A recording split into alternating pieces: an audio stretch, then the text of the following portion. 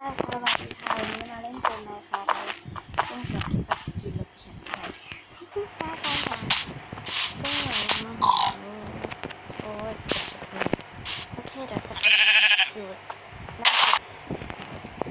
โอเคเดินตรงเราไปสกินบ้านนะต้องไปชุบโอ้โห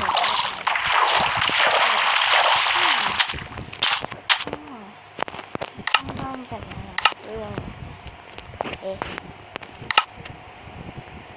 ซึ่งมีใหม่ซึ่งให้ใหม่หน่อยมาทำไมเรามาเล่นอันนี้กันเราเพิ่ง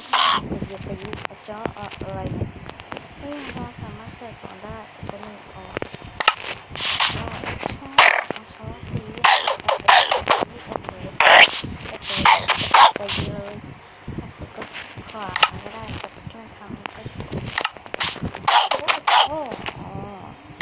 ถ้าไป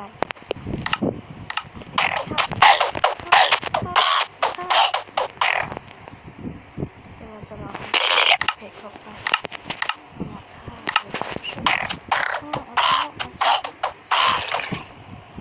าของของนี่ไหน